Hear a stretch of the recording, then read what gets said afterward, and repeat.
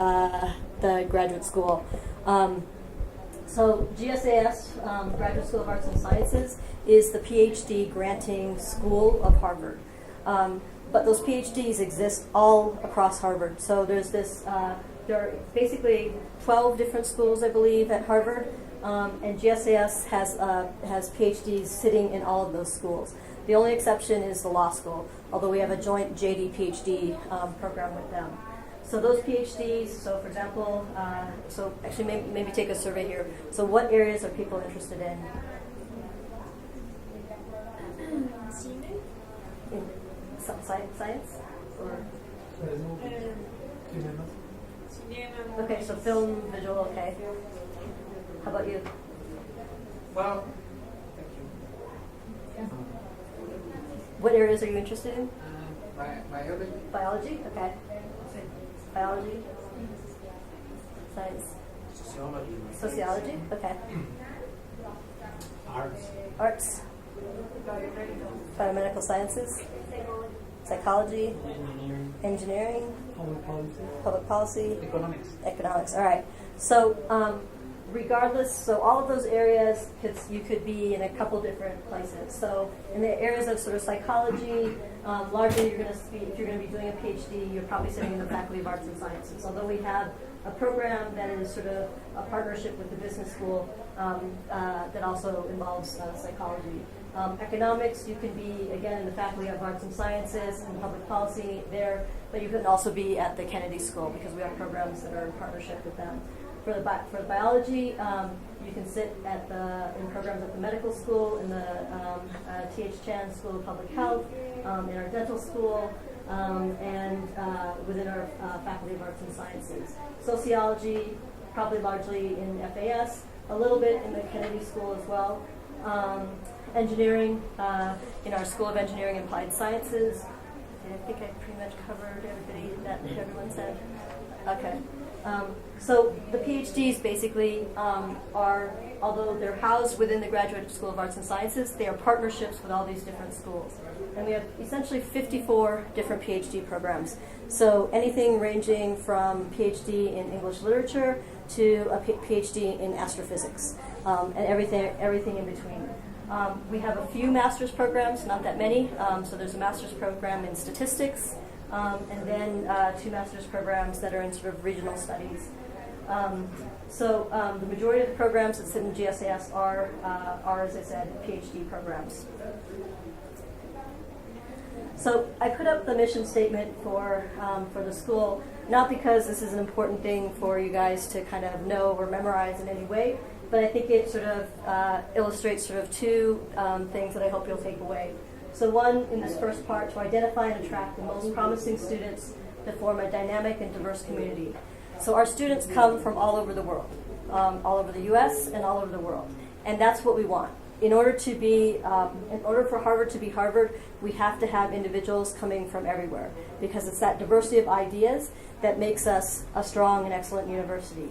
And so we are interested in having students come from all over the world, including Mexico. And I'll show you that our numbers of students coming from Mexico are not very good, so we need to do a better job there. The second part of it is to shape them into visionary scholars, innovative educators, and creative leaders. And the reason I think that that is important to think about is because in the context of choosing to do a PhD and what's that about and what's the training it is that you're going to receive, at the end of the day, you're being trained to try and identify or ask really great questions. You're being trained to solve problems, to ask that question and then figure out how to sort of solve that problem. You're being trained to communicate, both either in written form as well as oral form. And you're being trained to think critically. And whether you take those set of skills and become a professor, or whether you take those set of skills and go start a biotech or pharma company, or go work for McKinsey, or go work for the World Bank, or go work for the World Health Organization, or be in the do policy for government, or work for an NGO, whatever that is, that skill, those skills that we're training as a PhD student are allowing you to go into all those different sectors. And in fact, our students do go into those different sectors. So many of them become faculty, become professors, but many choose to go and enter these other areas.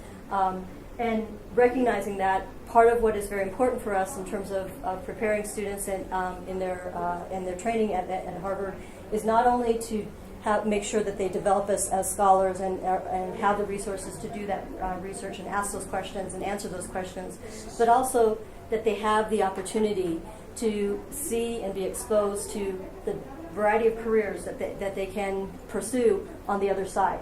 So to think about not only their training while they're there, but to think about preparing them for those careers beyond.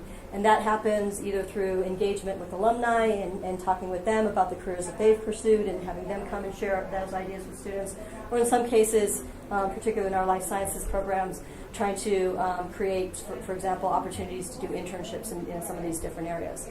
So we want to basically both develop you as a student while you're there, but also to help you develop and reach those goals that you have beyond your training at Harvard.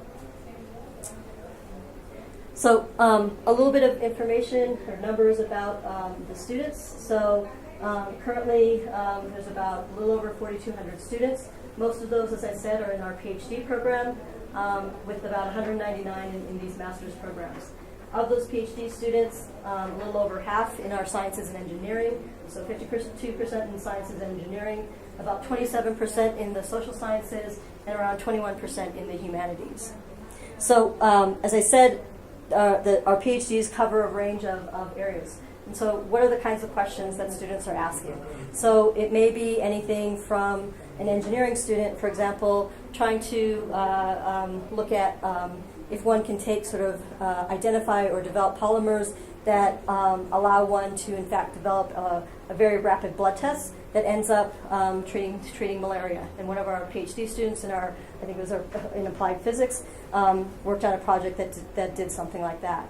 We have students that are asking questions about education, and whether from a sociological point of view, from a psychology point of view, or even from an economics point of view, and trying to understand how to improve, let's say, educational outcomes in inner city schools, or thinking about ways to provide incentives, for example, to encourage more female students to study, for example, in the area of economics.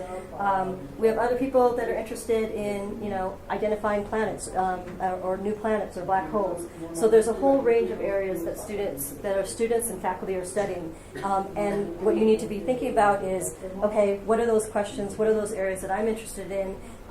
And a question is something that you're interested in that you really want to go deep in, right? Because that's what the PhD is about.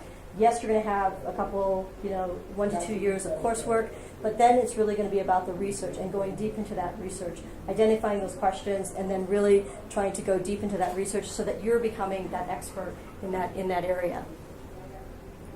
So who are the students that are at Harvard? So a little bit of demographics.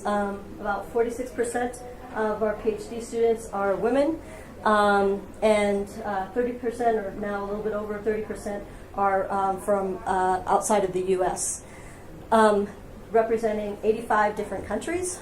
But as you'll see on the next slide, not so many students from Mexico. So between 2012 and 2016, the number of applications from Mexican students went from 77 to 96. Now we get 12,000 to 13,000 applications. So that's less than 1% of our applications are coming from students from Mexico. So we want to see more applications from students from Mexico, and we hopefully will see some applications from all of you in the future. Currently, there are 21 PhD students from Mexico that are in our graduate programs. So in the context of the PhD, so when people think of Harvard, they probably think of it as this very expensive school that is unaffordable except for very rich people. But in fact, if you are admitted to the PhD program, you will be funded. In the sciences, you're for the most part going to be fully funded. Regardless, basically, you're going to get at least 6 years of tuition and health insurance. And then independent of that, you're going to get 5 years of a stipend. And so that stipend is there to help cover rent, to cover food, and hopefully some things outside of that. And in the context of students from Mexico, which is perfect timing because Patty has now entered the room, and she's going to tell you a little bit more about the arrangement that that there is for Mexican students to be funded in the context of a PhD. Okay, yo soy Pati Villarreal y trabajo para la Fundación México Harvard. La fundación fue creada aproximadamente hace 27 años por un grupo de mexicanos que venía regresando del posgrado, principalmente de la Escuela de Negocios, que decidieron que no querían que ningún mexicano que fuera aceptado a Harvard se quedara sin ir por falta de financiamiento. Entonces, hay diferentes apoyos que otorga la fundación. Unos son a través de becas y otros son a través de préstamos. Lo importante aquí es que si alguno de ustedes o si todos están interesados en hacer el doctorado, no tendrían que pagar absolutamente nada. O sea, hay un convenio entre CONACYT, la fundación, y Harvard, a través del cual son financiados al 100% durante toda su estancia doctoral. Esto incluye no nada más el costo de la colegiatura, sino también la estancia de la manutención. ¿Okay? Entonces eso es como el punto pues más importante. Ahora, si alguien está interesado en algunas de las maestrías que se ofrecen en la escuela, entonces las maestrías en esta escuela se les otorga a través de un préstamo. Y el apoyo aproximado anual es como de $22,000. Este puede llegar a subir hasta 5% más. Entonces este año otorgamos hasta 28,300. Todo es con base en necesidad económica. Bueno, en el caso como es beca, pues no tenían que repagarlo. Lo que sí pedimos en el caso de las maestrías es que al terminar regresen 2 años a México a trabajar. Les damos 2 años de gracia, por si alguien se quiere quedar a trabajar con el OPT o el Optional Practical Training, que los que no saben, bueno, es como una especie de visa que te dan para trabajar en Estados Unidos después de recibir el posgrado. Entonces les dejamos quedarse esos 2 años, o les damos 2 años de gracia, y a partir de esos 2 años máximo les pedimos que regresen a México a trabajar. Y bueno, la penalización es que si no regresan, la beca se convierte en un préstamo que habría que repagar. Entonces, ¿hay alguien interesado aquí en maestrías? Okay. Entonces, para la maestría, como nuestro apoyo es únicamente parcial, hay muchas otras fuentes de financiamiento que nosotros les pedimos, más bien les sugerimos que también soliciten. Entonces, esas están en nuestra página. Hay una hoja de cálculo en Excel que puedes bajar, donde puedes ver todas estas fuentes. Principalmente son CONACYT, que es una beca, ¿no? FIDER, que es el préstamo del Banco de México con una tasa súper noble, que te da aproximadamente $10,000 al año. Está FUNED, que te da entre $9,000 y $15,000 al año. Su tasa de interés también es relativamente baja para el mercado. Hay una fundación que se llama la Fundación Brockman, que da algunas becas. Hay una institución de crédito privada que se llama Laudex, que acabamos de descubrir. La tasa de interés es mucho más alta, pero bueno, existe este financiamiento en México también. Y aparte, la universidad tiene una institución crediticia que se llama Harvard University Employees Credit Union, o HUECU, que les da préstamos a los estudiantes que están estudiando en Harvard de acuerdo al programa hasta un monto máximo. Entonces, no sé cuál es la cantidad específica para el GSE, porque la mayoría de la gente que se va al GSE se va a hacer maestría, digo doctorado, no lo tengo muy claro. Pero bueno, está en la página de ellos. Y la buena noticia es que como estudiante internacional no necesitas tener un aval en Estados Unidos para que te presten. Entonces muchos chavos utilizan este préstamo como el último cachito si es que les llega a faltar algo. Los últimos, no sé, $5,000, entonces se los piden a los demás. Pero de todo eso podemos hablar una vez, más adelante. Nosotros trabajamos con ustedes una vez que son admitidos, regresan con la carta de admisión y nos dicen, ahora sí, ¿no? Dime cómo es que voy a financiarlo. Entonces lo más importante que creo que se lleven es que existe este financiamiento y que no vaya a ser un impedimento para no solicitar. ¿Okay? Cualquier pregunta, yo estoy afuera. Ese es el email de la fundación. Soy Pati Villarreal. No el email, la página es www.fundacionharvard.org. Y mi correo es pvillarreal con doble R si me ponen Villarreal no me llega, @fundacionharvard.org, ¿okay? Para cualquier duda. Y voy a estar aquí afuera al terminar la sesión por si tienen alguna pregunta para contestárselas con mucho gusto. Spend the rest of the time just kind of talking about the application process and what you need to be thinking about and what it is that the review committees are thinking about. This is true whether you're applying to Harvard or Stanford or Berkeley or anywhere else in terms of U.S. programs in general. The kinds of things that the committees are thinking about are going to be pretty similar in trying to decide who are those students that we want to be admitting to a PhD program. So the first point to remember is this first thing. It's a holistic review, okay? There are many parts of the application, but no one part of that application is more important than the other, okay?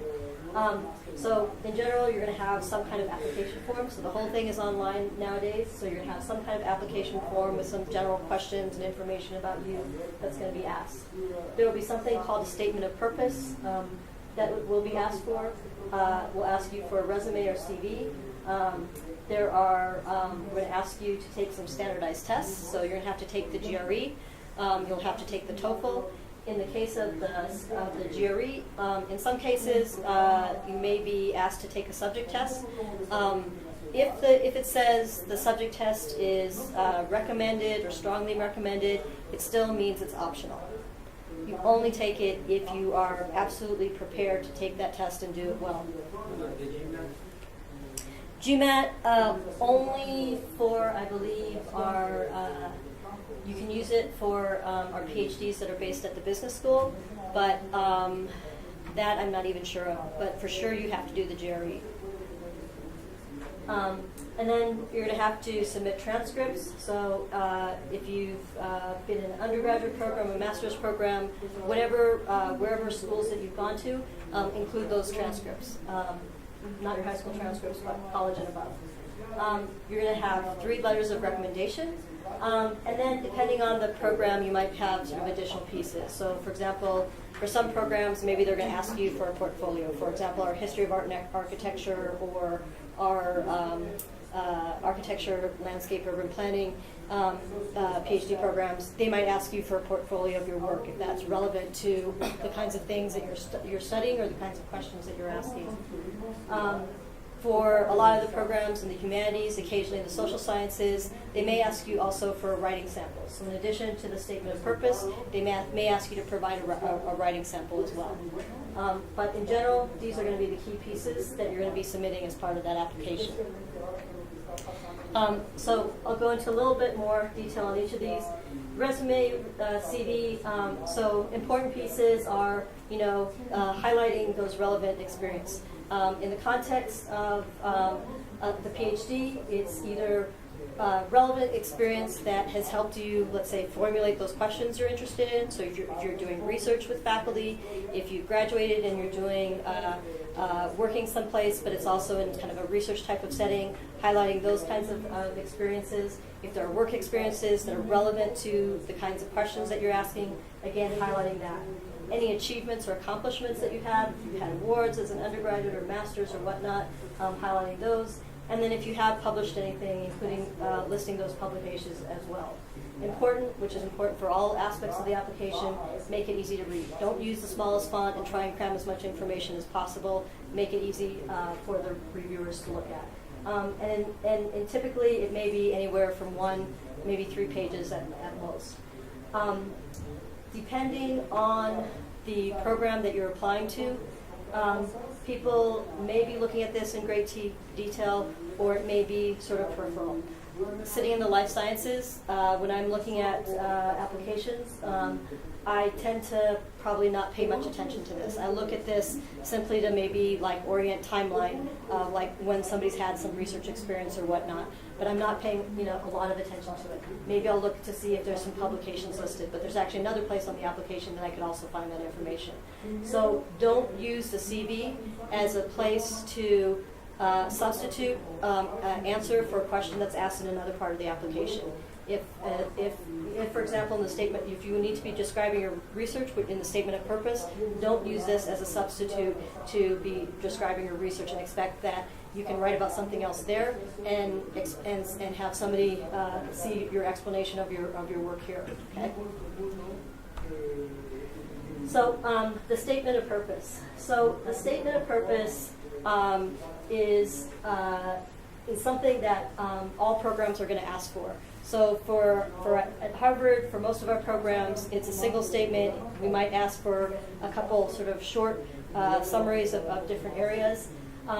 But for the most part, what it's doing is it's asking you to describe and discuss your areas of research, your research interests, your experiences and academic background, and I would say it's more about your research experiences. You're going to comment on why it is that you're applying to Harvard, and you may also potentially mention, although not absolute, what your sort of goals are, once you finish that PhD. Critical point, start writing early and get lots of feedback. So in the context of this statement and the sort of emphasis on this sort of research interest, remember that for the PhD, the committee that's reviewing that are faculty, and they're faculty in the department or program that you're applying for. It's not a group of administrators that are reading that application and making the decision, it's a group of faculty. So when you're writing that statement, the discussions that you're having are about those research questions that you're interested in, about research that you may have done, whether it be part of a class or whether it be, working with a faculty member and as part of a thesis, or whether it be in a work setting. Whatever that experience is, it's discussing that. And it's discussing then that research in a very scholarly way, because again, you're speaking to faculty. You're not writing the kind of, New York Times popular press version of the work you're done. You're writing a very deep scholarly discussion. You're using the language of the field, okay? So don't be afraid to write in the language of the field. And I've done an exercise with a group of summer students that I bring in every year, and we give them 2 statements to look at and read. And they'll read one and they'll be like, and they'll read the other, and we ask them, okay, who do you think got admitted to the program? And the one that's sort of more of the, like, anybody can understand it piece is sort of, everybody says, oh, that must be the one that got in. And the other one, they'll say, oh, this person seems really obnoxious. They seem like they're, very arrogant and obnoxious. That's the person that actually got in, because they're writing in the language of the field, right? And that's what you want to be doing. Again, remember, you're writing that application to faculty. Those are the people that are reviewing and making that decision.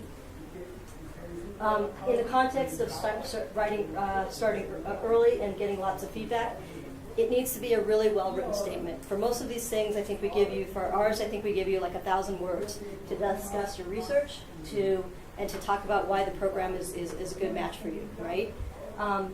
In order to do that, so in order to fit all that information, you have to start early, because there's a lot of information we're asking you to put in just that 1,000 words. Second, for all of you, if English is as a second language, it becomes even more difficult, right? So you need somebody to be able to look at that and give you feedback on, not only in terms of the content of it, but also now sort of doing that proofreading and so that it's a grammatically correct, well-written document. So start early. Don't take for granted that this is not an important part of the application.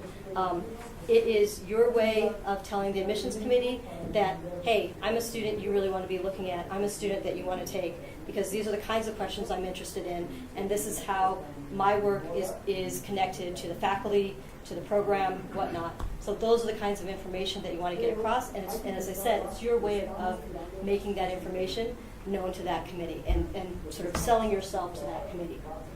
So the other part of the application that's also very important is your letters of recommendation.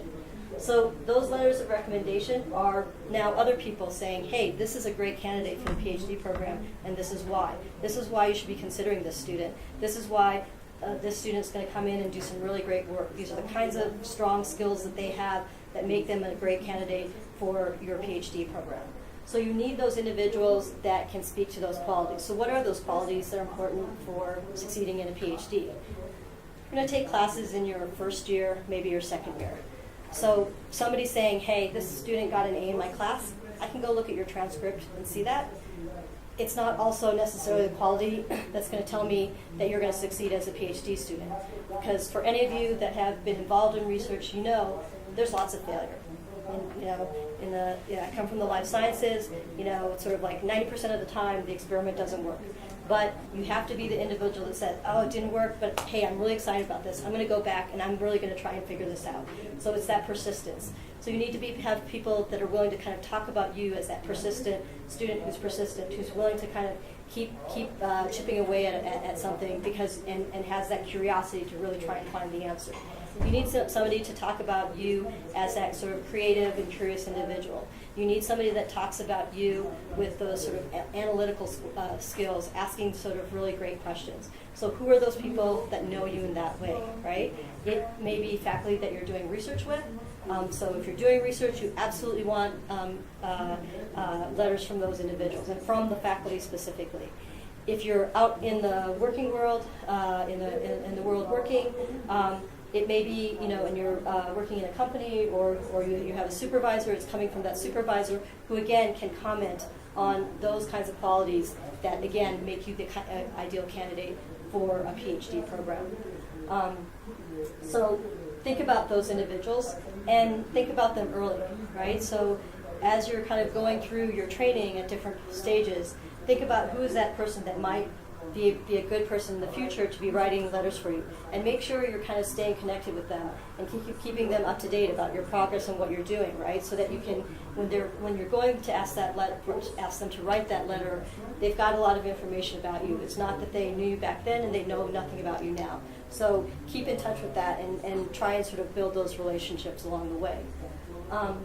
In addition, give people plenty of time. Okay, so you can look online and see when the deadlines are for our programs. I think we have a set of deadlines for some programs at the beginning of December, middle of December, and end of December, beginning of January, I think. So let people know what those deadlines are. Ask them way ahead of time and let them know. Here's, oftentimes I'll have students give me an Excel spreadsheet that says, here's the schools I'm applying to and here are the different deadlines. So provide that kind of information to your recommenders so it can make it a lot easier. So do all of them have to come from academic sources, or if you have people out of school for a while? So they don't need to come from academic sources, but whoever it is that's commenting, you want them to be commenting on those qualities and those skills that are really important for the PhD, right?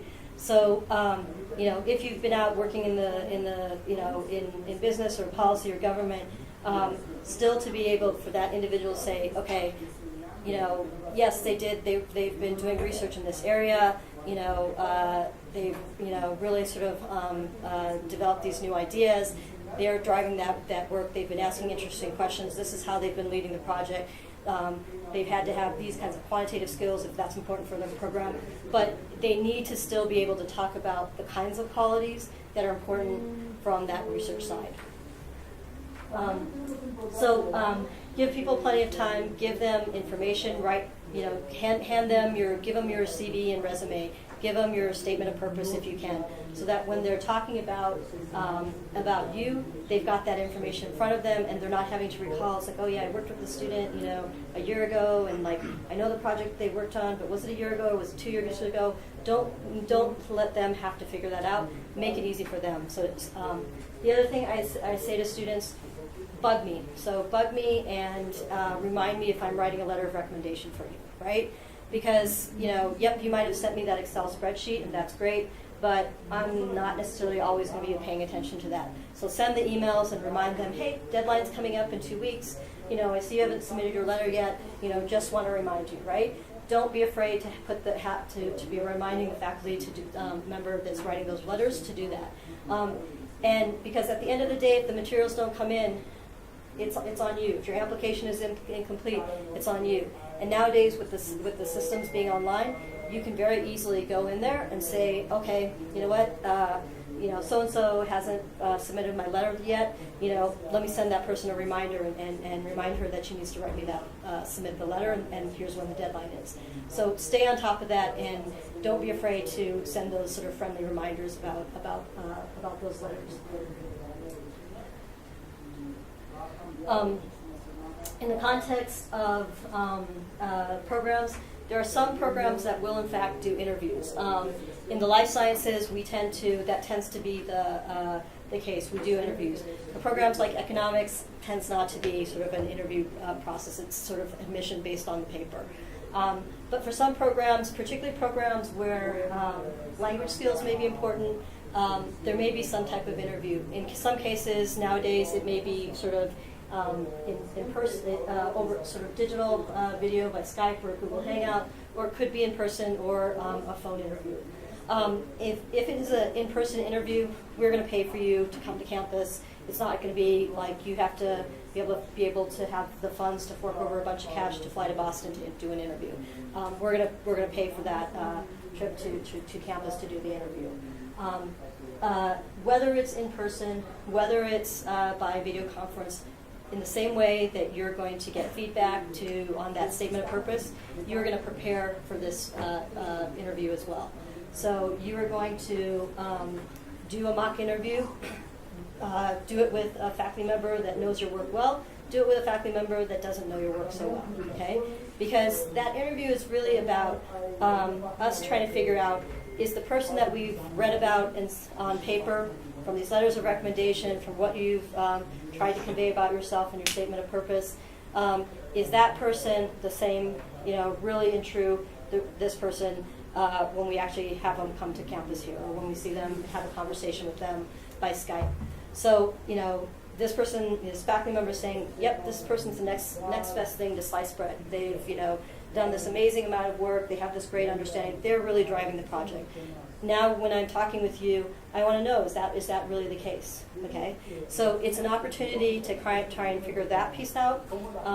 If it's again, kind of going back to the language, if it's a program where speaking a certain language is important, for example, in the classics, your knowledge of Greek, your knowledge of Latin is really important. So they may carry out part of that interview in that language. We have a program, for example, in Germanic languages and literature. They will carry out part of that interview in German to figure out, are your language skills strong enough? Because the last thing you want to do is entering a program where you're studying, 17th century German literature. You've got to be able to go and do your archival research and do that work in that language. And you have to spend 4 years learning that language enough so that you can actually do your work. You don't want that to be the process, and they don't want to bring you in if that's what's going, if you're not quite ready to step into the program. So the interview is about trying to figure that out. Are you ready to kind of step into the program?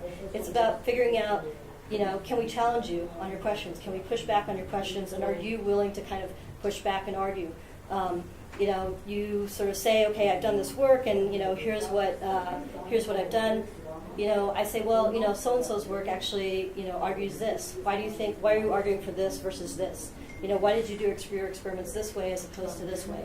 And to be able, for you to be able to carry that conversation out, right? To say, yep, they did this, but in fact, I don't agree with that because we found this and this and this, or this is that's an interesting argument, but in fact, I think this is the really better way to answer that question, and this is what we found. So seeing how you are sort of thinking on your feet, and again, what's your knowledge of the project that you've done, and your ability kind of to go beyond and kind of think outside the box. And also, for particularly for departments that are small departments, are you going to be sort of a good fit for that community? What are you bringing to that community? So all of those kinds of things is what's being sort of assessed in that interview process.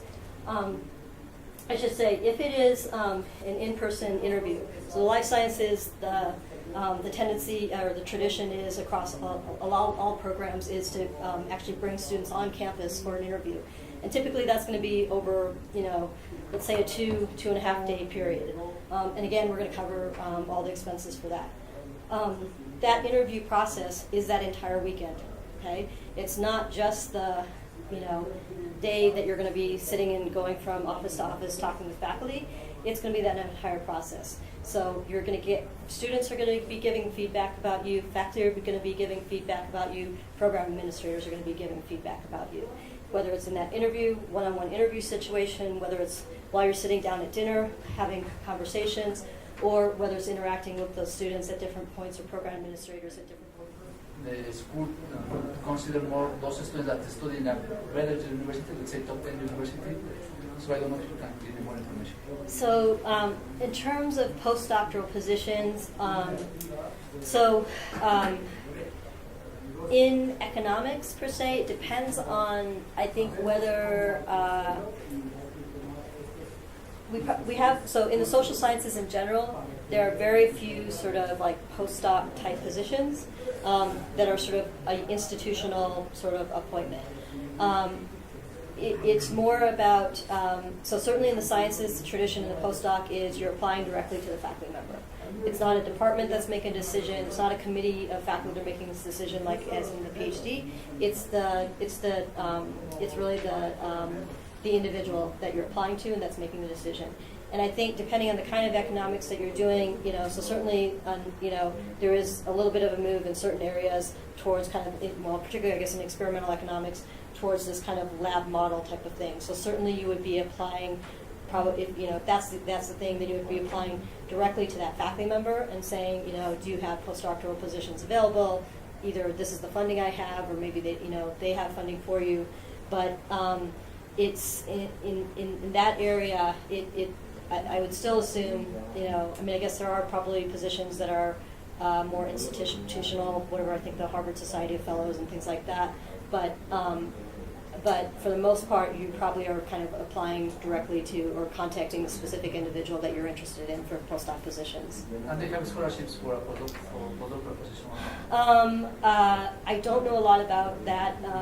Again, yes, if it's one of these sort of my impression is that there are funds that you can apply for, fellowships that you can apply for that you might be able to take to certain schools. Again, talking social sciences, humanities.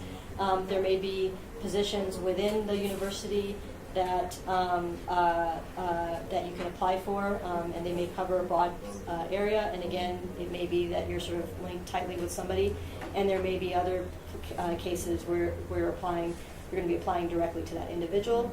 And, it may be that they have funding or they're expecting you to come with your outside funding. So it's going to vary. Again, in the sort of life sciences area, it's very traditional to be applying to a faculty member directly. And yes, they may have funding for you temporarily, and then you're getting outside fellowships and whatnot. So, is there any time you have to be in residence or PhD? Suppose in public policy you have to be for, I don't know, 3 years, and then you can keep on your research somewhere else? So essentially, once you're sort of ABD, all but dissertation, that first 2 years or so, you're probably mostly on site because you're in sort of doing coursework. But once you are, let's say, going off in the field doing your research, you may be away. You don't necessarily have to be in residence. At a certain point in time, you're going to be in residence, for example, let's say in that last year. If you're teaching, obviously you're in residence. But it isn't that, if the PhD is 5 years, for 5 years you're absolutely in residence, because you may be off in different places doing your actual field research. If you've kind of gotten everything together and what you're doing at that point is sort of writing, there are some students that have been sort of writing in different locations, coming back periodically to do their check in with their advisors and do meetings and whatnot. But you don't have to be always physically in Cambridge or on the Boston side of things for your PhD. But it isn't that you're going to be going part-time or anything like that.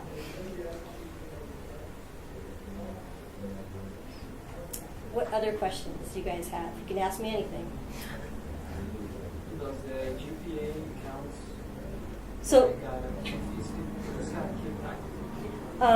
So again, it's a holistic process. It's going to be one thing that people are going to be looking at. So let me take a step back and go back to sort of what's the whole sort of reviewing process like. No one person is reading your application and making a decision of whether you're in or not in, okay? There's a committee of folks that are looking at it. And so in that process, right, so, you know, typically I would say there's at least 2 to 3 people, and typically more than that are reading that application and making a decision on admissions, okay? So, so typically, so let's say, you know, I read your application. I don't care about the GRE scores. I care about what the statement of purpose looks like, and I care about these letters of recommendation.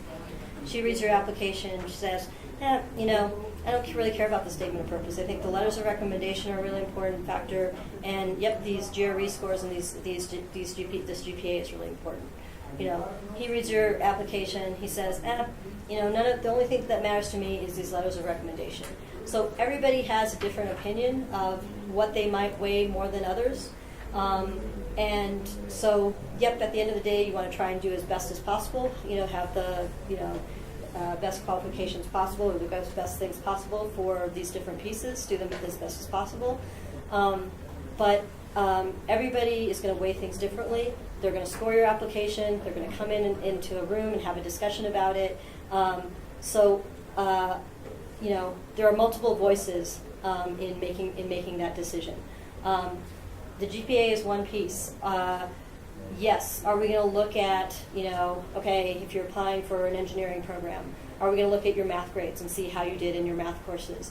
Yep. Are we going to look at, depending on the program, you know, let's say your physics grades and looking to see how you did in those courses? Yep.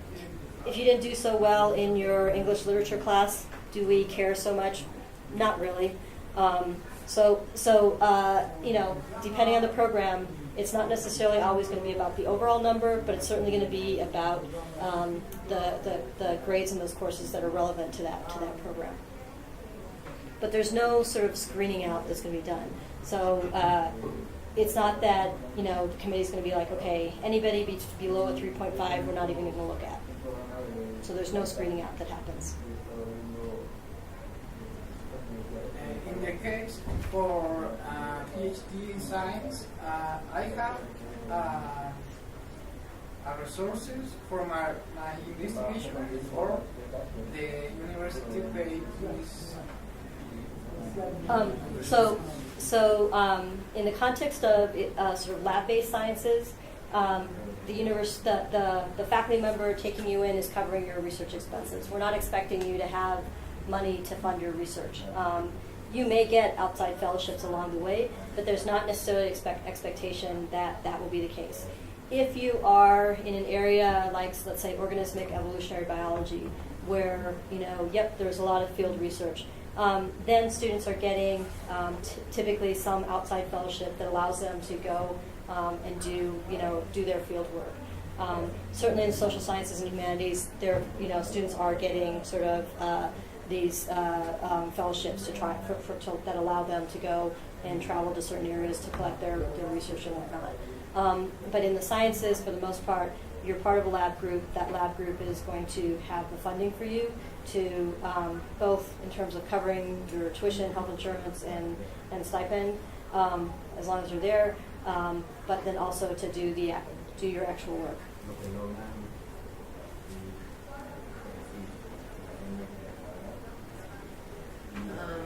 Is it more difficult to be accepted on a PhD in the case you don't have a master's degree? Not necessarily. It depends on the program. So there are some of our programs, probably more on the humanities side, where students will come in, with a master's degree, where it's more typical for them to come in with a master's degree or certain bit of work experience. But in a lot of the sciences, there are plenty of students that are coming straight from undergraduate. What is important is that you've had enough research experience. And the reason that's important is, one, as was said, the PhD is long and a hard process.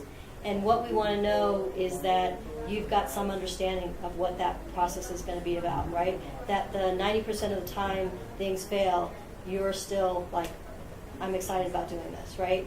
So that research experience, whether it comes as an undergraduate, whether it comes from a master's program, or whether it comes from going off and getting a job afterwards and working in a lab or whatever it is, whatever that, or working for a policy or whatnot group or whatnot to get that research experience, whatever that is, whatever means that is, it's about, do you have that experience that says you've got a good understanding of what PhD research is going to be about, that has suggests that you've got some level of independence and ability to kind of drive a project and think about a project, so and come up with kind of good questions.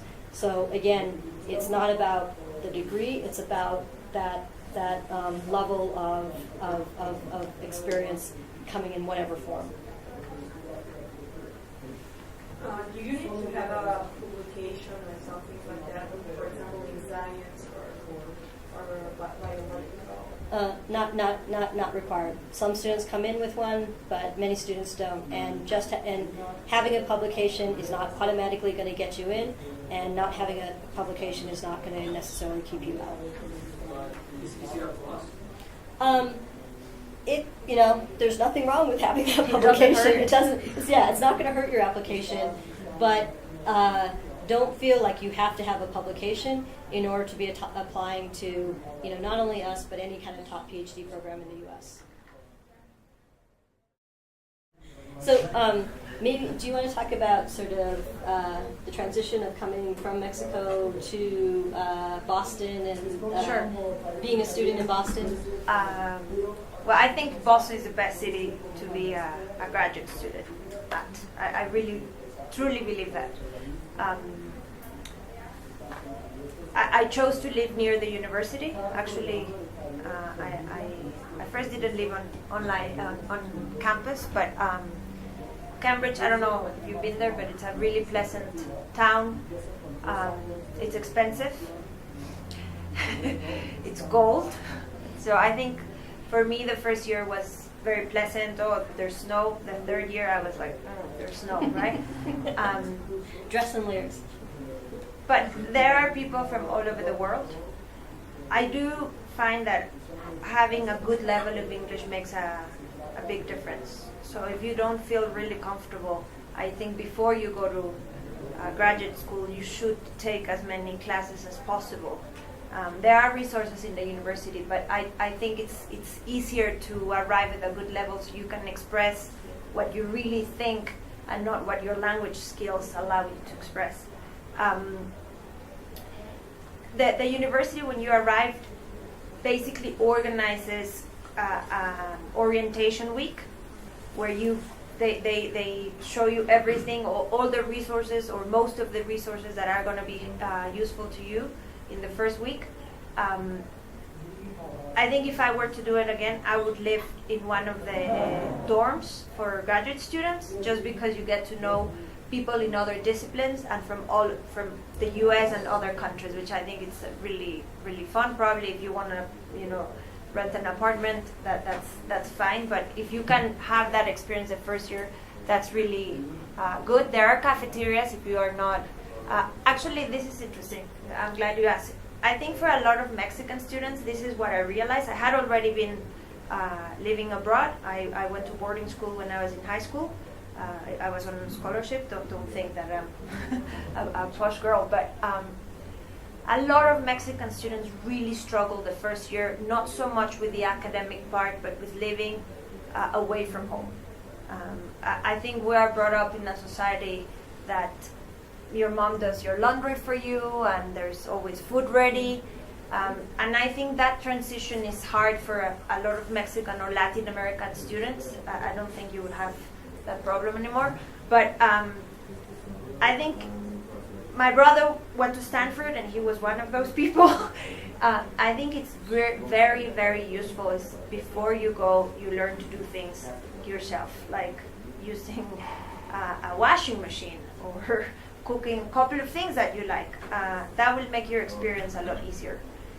That's what I realized, that most of the people that struggle, especially the people that had just gone from college directly to the graduate degree without studying or taking a couple of years to do something else, really struggle with that.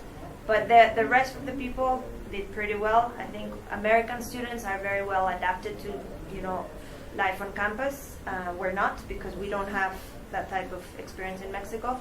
It's the pressure is on. It is a high pressure environment. It is. So I want to emphasize this a lot, because my roommates struggle with some problems.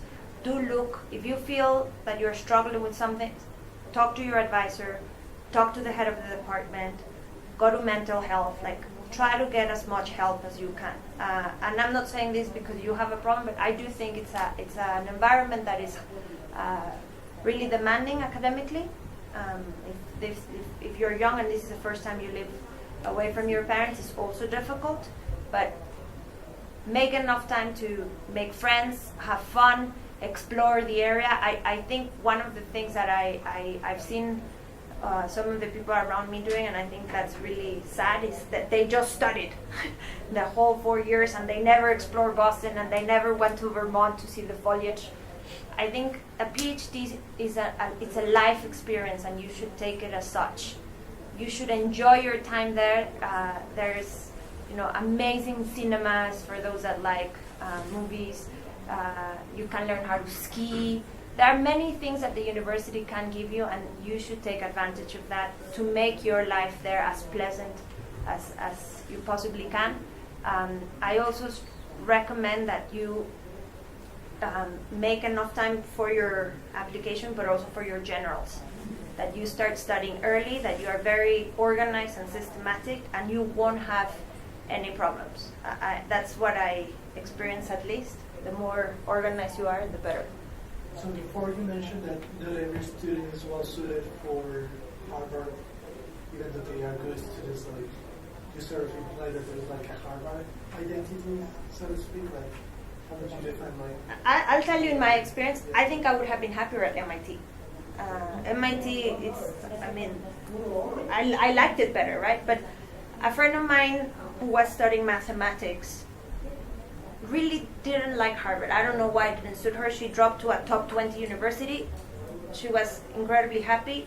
She's now a professor at Princeton, right? So I just think you need to also your advisors, right? To me, that's probably the key decision you have to make. You're going to be working with that person for years.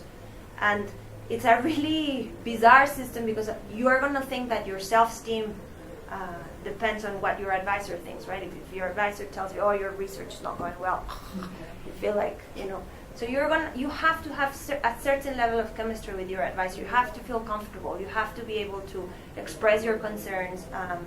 And I think that's the type of thinking you need to make, preferably before you go to the PhD. I think, for instance, for me, it was really important when I was applying.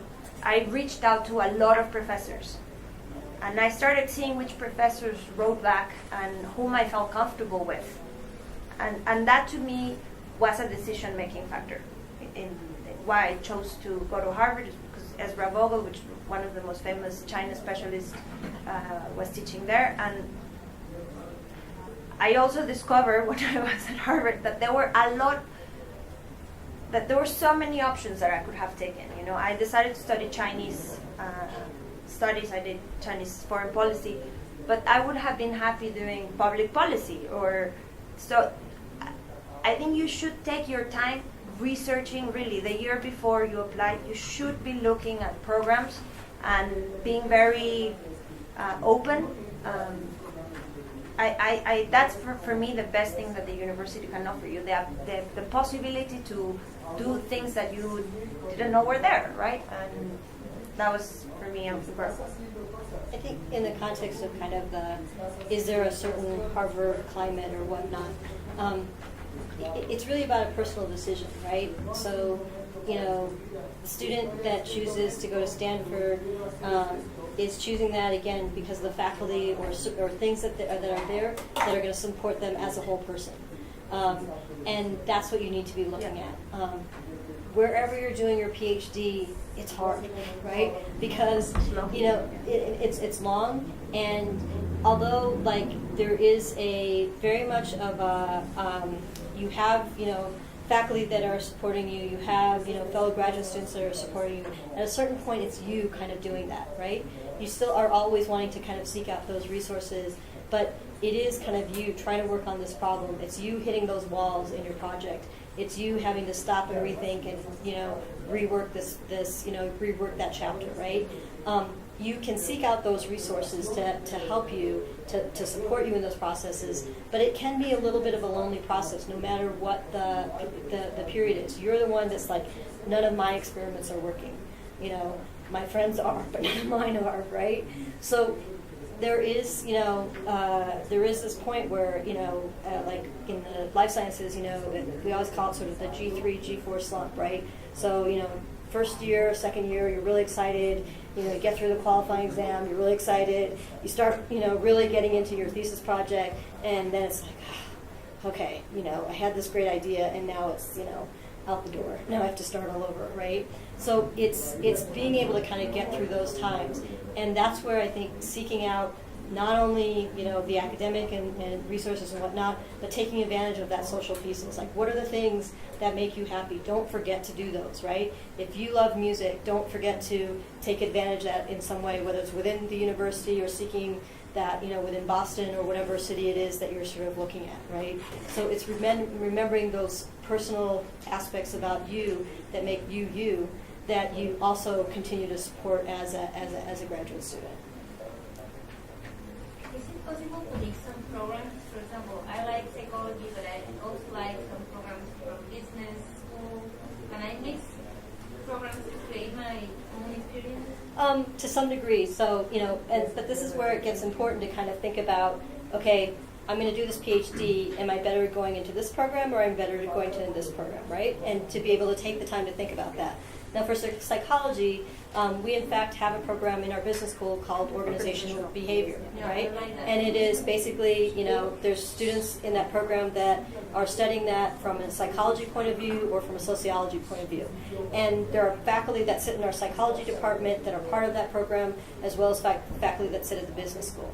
So, so you can work, for example, with a professor that sits in psychology, either through the organizational behavior program, or you might work with that person sitting in psychology. And what you have to decide is, okay, that foundational set of courses, the way that I'm kind of approaching these questions, do I want it to come from this side, or do I want it to come from this side? Are the kinds of questions I'm asking more from this level or from this different point of view? So, but taking the time to figure that out is... I have already one statement that I want to analyze or to study during the whole PhD, or just like the broad topic? So it depends on the area. So what I would say is, the more you have an idea of, in general, the kinds of things that you want to study, even if that changes, right? You've had an opportunity to kind of develop an idea and say, this is kind of something that I'm really interested in, and these are the kinds of questions. You may start out on that, or you may basically be doing something completely different. And in most cases, most people are expecting that you're going to do something completely different. Nobody's going to hold you like, this is what you wrote in your statement when you applied, this is what you have to work on. Nobody's holding you to that. But it's more about, particularly like, for example, in our psychology department, and this is true in general of psychology PhD programs across the U.S., even though you're applying to the department, it tends to be this kind of admit to faculty model, okay? So the department is going to be reviewing it, but it's still like, of these, of the 25 faculty in the department, 10 faculty this year get to take a student. And this person, and so this person, these group of people are no longer in the rotation this year, right? So you need to know, okay, who's taking students this year? Is somebody going to be on sabbatical? So all of that kind of information, in some cases it might be on the website. In other cases, it may be you're writing to the department administrator, or you're writing specifically to that faculty member, and you're saying, I've read your papers, I'm interested in your work, this is what I'm doing, I'm applying to graduate school this year, I'm interested in applying to Harvard, and I'm interested in your work, are you taking students, right? So you can initiate those conversations and get to know that individual, and particularly for... I haven't done the application form. Yeah, because if you're applying to Harvard, and there's these particular group of faculty, and again going specifically for psychology, and there's these two faculty that you're interested in, right? If they aren't taking students this year, or they're going to be on sabbatical, or they're planning on leaving Harvard and going to Princeton, then you want to know that, because you don't want to waste an application fee or your time doing all of this and putting this application together and then finding out like, okay, well, I just wasted my time because these people are going over here, they're not taking students. So you absolutely, there's nothing wrong with trying to find that information out ahead of time and trying to sort of establish those contacts. But do it in a very informed way, right? Don't send the email that says, oh, I've read your papers, could you tell me more about your work? Professors are really busy, so be very concise, and also think that you're going to have to make a good impression, right? If you sound scattered or unfocused, then that doesn't fly very well. Would you recommend to take a course for the GRE? Yes. Course? Yeah. I mean, if you can't do the course, like whatever, if financial constraints prevent you from taking like one of the sort of more official courses or whatnot, Educational Testing Service has some online resources. Go and use those. But you want to spend time preparing for that exam. The math is high school math, so it's going back and reviewing that material, right? The verbal part is is like memorizing the American dictionary, or one person gave me a colleague suggested like, oh, do crossword puzzles, do crossword puzzles in English, okay? You want to take time to prepare for that. It's one component of the application, but any what? School or program? Like in the U.S., there's like Kaplan and Princeton Review, and I don't know if the same things hold true here. Princeton Review. Yeah, hold true in here. There's a book, right? Yeah, and there are definitely books that you can get that you can use. The key thing in the context of the GRE is, so it's not just kind of going and learning going and reviewing the high school math and memorizing a bunch of words. It's learning the tricks of the exam, right? So you're not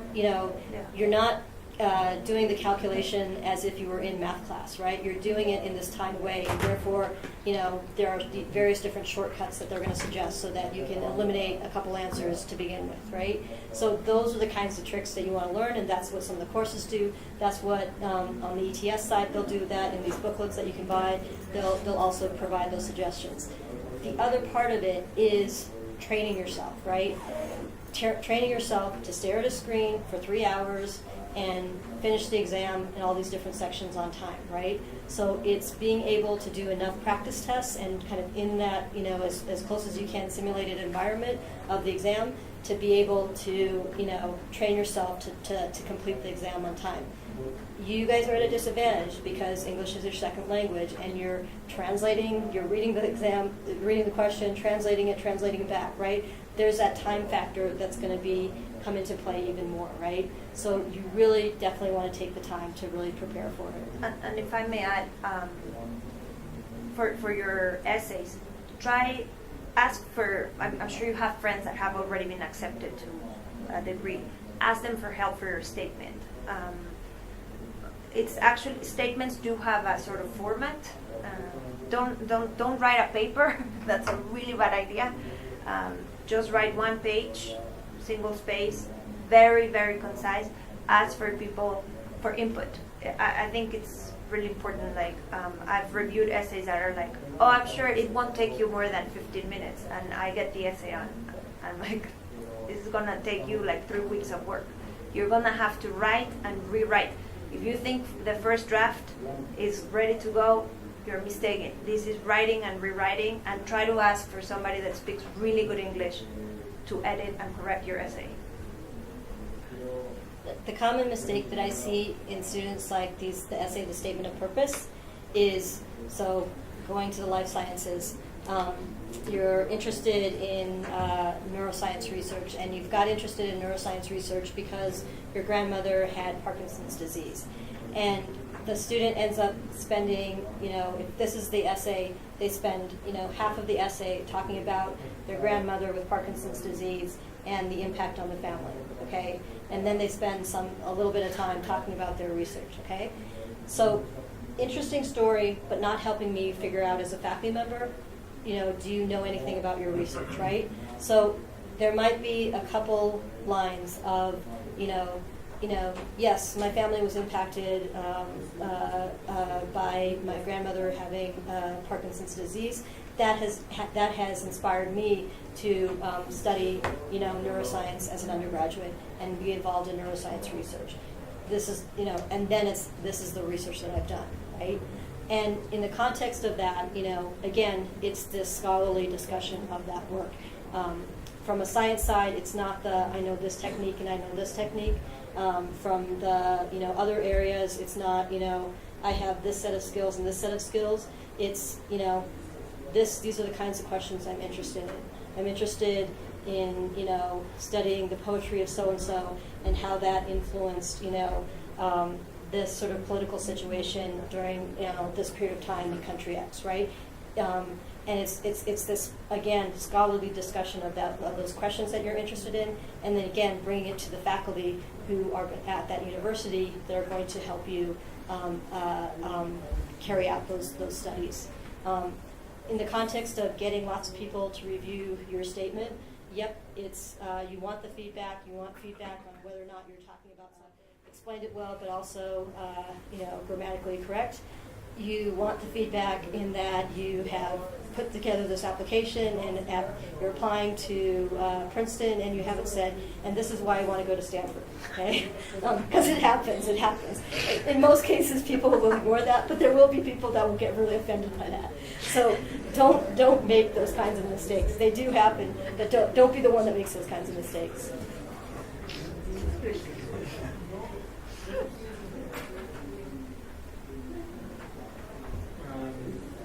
So the process of application is also the same for Stanford, MIT, and Berkeley? Yep, for the most part, the kinds of things that I'm talking about that are important in the application are true for any of the PhD programs in the U.S. You might be asked to write, some programs like Berkeley, for example, allows you to write 2 statements. I think it asks you for a statement of purpose or research statement, and then it asks you for like a diversity statement or a personal statement, an opportunity to kind of explain other aspects of you. But for the most part, this is going to be the format. I think our chemistry program, even though you're going to have this sort of statement of purpose, they might ask you to write sort of 500 words about your research and another couple hundred words about the faculty that you're interested in. So some programs might break it up a little bit, but for the most part, this is kind of what you want to be thinking about when you're. These are the kinds of things that are going to be important, whether you're applying to MIT or Harvard or Yale or Michigan or wherever it is.